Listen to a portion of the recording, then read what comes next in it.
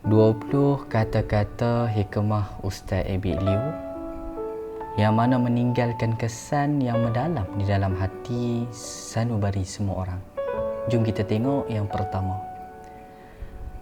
Nasihatnya, walaupun kita miskin, tapi bila kita ada agama, kita bahagia. Yang kedua, kita solat bukan sebab kita baik, tapi sebab kita ni adalah hamba Allah. Yang ketiga, siapa betulkan solat, Allah akan betulkan kehidupan dia.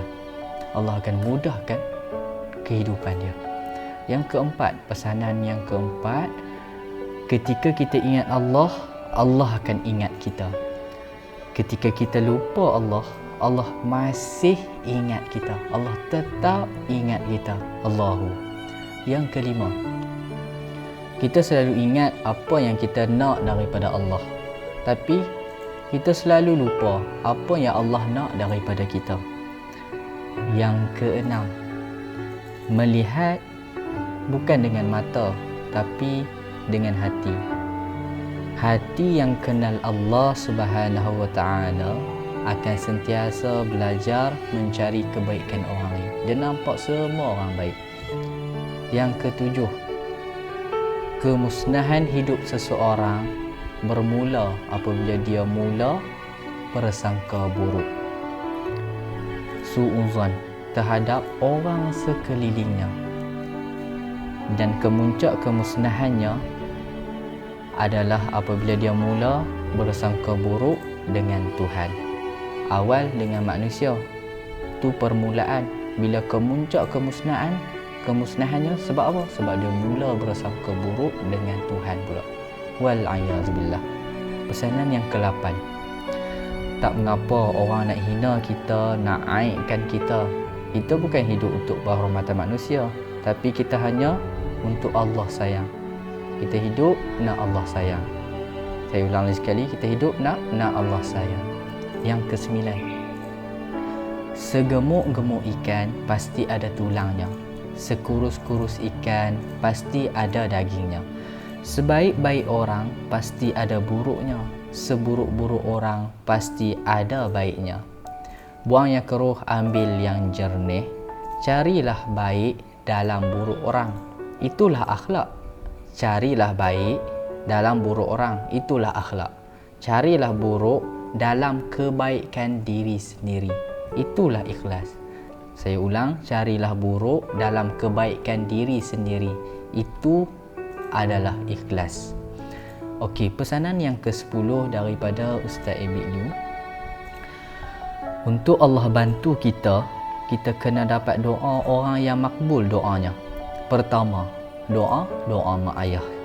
Kedua, doa isteri. Ketiga, doa orang baik-baik serta kawan-kawan kita yang walaupun melalui ucapan di FB, di IG, mana-mana media sosial. Doakanlah semula kebaikan buat mereka. So balas balik dengan mendoakan kebaikan kepada sahabat-sahabat kita. Okey, pesanan yang ke-11, bila kita bawa orang yang jauh daripada Allah kembali kepada Allah, itulah cinta yang hakiki, cinta yang sebenar. Okey, yang ke-12, biar apa orang nak kata, yang penting kita hidup untuk Allah sayang. Yang ke-13, kita cuba tutup kesedihan dengan hiburan, tetapi akhirnya tiada apa yang kita dapat, kerana ubat kesedihan adalah sujud dan mengadu kepada Allah. Dalam hidup ini, yang ke-14 ni, dalam hidup ini kita kena ingat Allah sentiasa sayang kita. Bila Allah sayang, Dia akan beri kebaikan. Dia beri kita hati yang tenang. Jadi kita kena banyak puji Tuhan. Yang ke-15, bila kita dakwah orang tapi orang tak dengar, kita doa, ya Allah, mereka tak tahu, tak faham, mereka lupa, ya Allah, beri hidayah kepada mereka.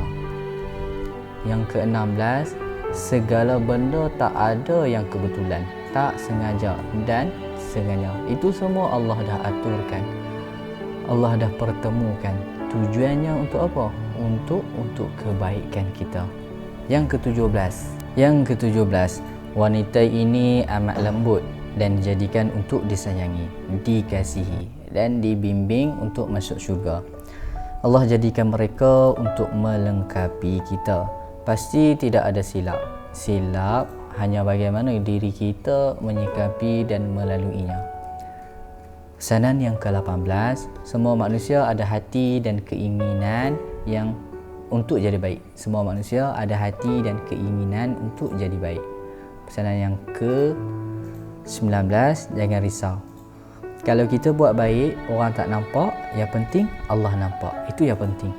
Yang terakhir, bila cinta kerana Allah, untuk Allah sayang, cinta itu akan kekal. Tapi jika cinta selain daripada itu, belum ada jaminan apa-apa. Berusahalah mengasihi keluarga kita dan siapa-siapa pun kerana Allah. Tujuan dah nak cari redha Allah. Kita hidup untuk Allah. Okey, itu sahaja.